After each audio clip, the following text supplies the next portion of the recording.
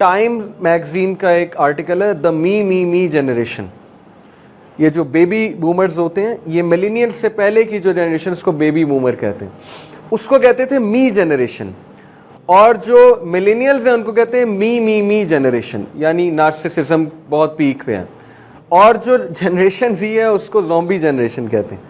लेकिन अगेन बहुत ज़्यादा क्वालिटीज़ भी हैं। ज़ॉम्बी जनरेशन इसलिए कहते हैं क्योंकि जो डोपामीन का केमिकल है वो पीक पर है उनका, उनके डोप सेंटर्स की वैल्यू 100 टाइम्स 200 टाइम्स ज़्यादा है उन लोगों से जो तकरीबन 40 साल पहले पैदा हुए। यानी आपके दादा और आप में जो फ़र्क है वो इतना ज़्यादा है कि अगर उनका डोप सेंटर 2 नैनोमीटर का है, हमारे ब्रेन में 7 डोप सेंटर्स होते हैं, centre of convenience, centre of appreciation.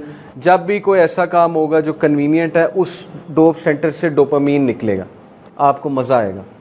Dope basically मज़े वाला केमिकल, कहते हैं ना मज़ा आया, दैट इज़ डोप। तो उनका 2 नैनोमीटर का अगर डोप सेंटर, तो आज की जनरेशन है उसका 200 नैनोमीटर का, 200 टाइम्स 100 टाइम्स बड़ा है।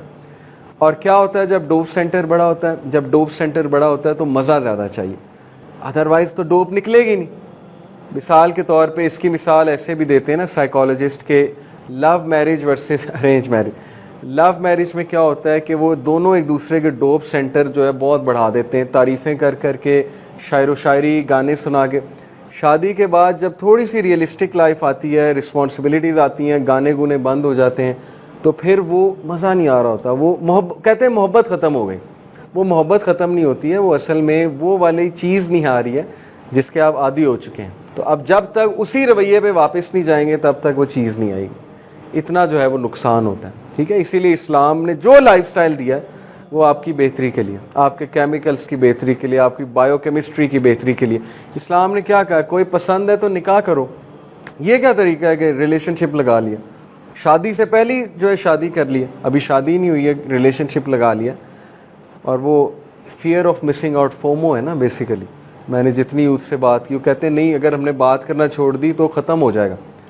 तो वो क्या रिलेशन जो बात करने से ख़त्म हो जाए? इसका तो मतलब वो बातिल रिलेशन है, यानी ट्रस्ट ही नहीं, लॉयल्टी ज़ीरो है कि बात नहीं करेंगे तो रिलेशन ख़त्म हो जाएगा। इसका मतलब रिलेशन है ही नहीं, वो फॉल्स रिलेशन, तो उसको तो ख़त्म होना चाहिए। Anyway, to give life a meaning one must have a purpose larger than self. जब तक सेल्फ से बाहर नहीं निकलेंगे लाइफ मीनिंगफुल नहीं होगी। लेकिन उसके लिए ज़रूरी है कि आप अपने जहन को आराम दें, आप अपने जहनों को अनप्लग तो करें, कभी इसका टाइम रखें, ठीक है ना। मैं भी स्ट्रगल करता हूँ कभी कभी, इसकी स्क्रीन टाइम, इसको एक टाइम दें। हर वक्त इसके साथ अटैच रहने की ज़रूरत क्या है? क्या हो जाएगा? कुछ भी नहीं होगा, कुछ मिस आउट नहीं आप करेंगे, बल्कि इनफैक्ट इससे अटैच रह के आप मिस आउट कर रहे हैं।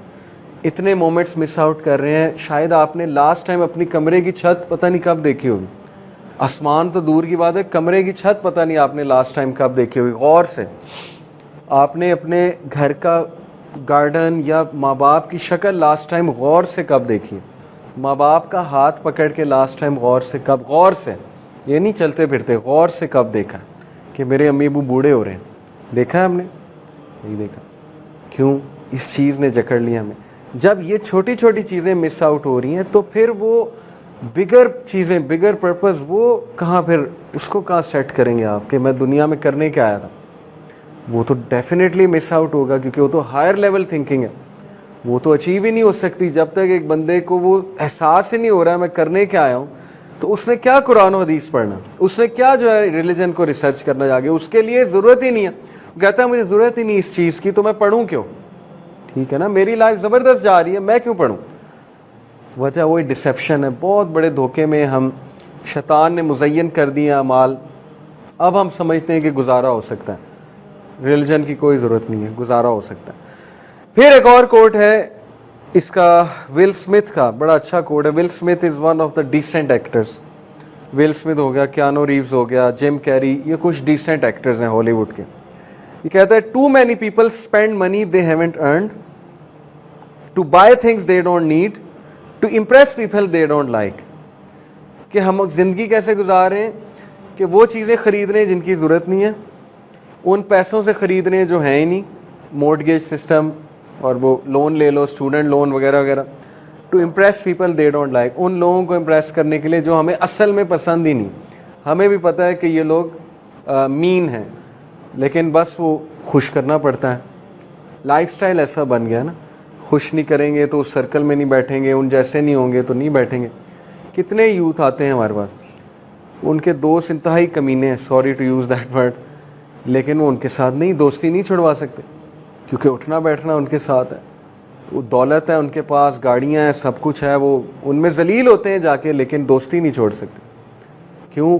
वो फियर ऑफ मिसिंग आउट और इम्प्रेस करना है बस किसी तरह। तो ये क्या ज़िंदगी है? ऐसी ज़िंदगी गुजारने का क्या मज़ा, जिसमें इज़्ज़त भी नहीं है, सेल्फ रिस्पेक्ट भी नहीं है, डिग्निटी भी नहीं है, आपकी वैल्यू ही कोई नहीं है। ऐसे दोस्त बनाएं जो वैल्यू करते हैं आपको, जो रिस्पेक्ट करते हैं, जो इंसानियत की बेसिस पे पसंद करते हैं आपको, वैल्यू थिंग्स की बेसिस पे पसंद नहीं करते। इस बेसिस पे पसंद नहीं करते हैं कि इसके पास गाड़ी इसने रखी हुई है या इसके पास फलानी चीज़ है। और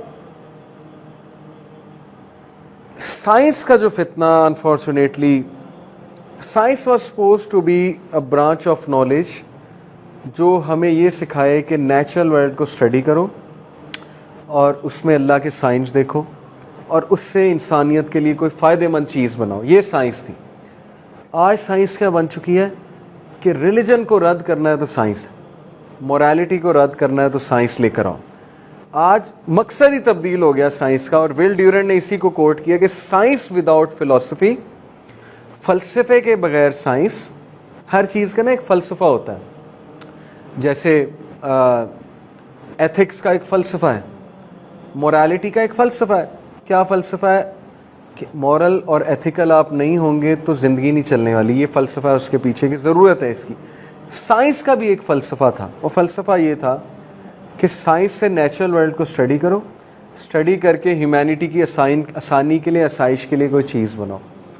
आज हम खुश तो बड़े होते हैं, गोरों को क्रेडिट बड़ा देते हैं कि यार मुसलमानों ने तो कुछ नहीं किया, गोरों ने बड़ी आसाइश बना दी। आर्टिफिशियल इंटेलिजेंस की वजह से रिमोट कंट्रोल जो है वो वैक्यूम क्लीनर्स आ गए, एसीज आ गए, क्या कुछ नहीं आ गया। वॉइस कमांड में पूरा घर रन होता है।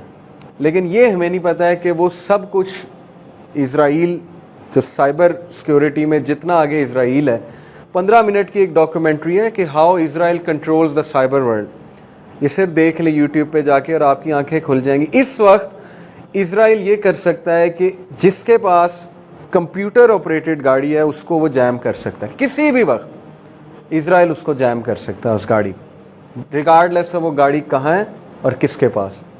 ये कंट्रोल है इसमें, यही दज्जालियत है। प्रॉफिट ने कहा था कि दज्जाल पूरी दुनिया को देखेगा और एक कोने से दूसरे कोने वो ट्रैवल करेगा। खैर, फिर कभी बात करेंगे दज्जाल।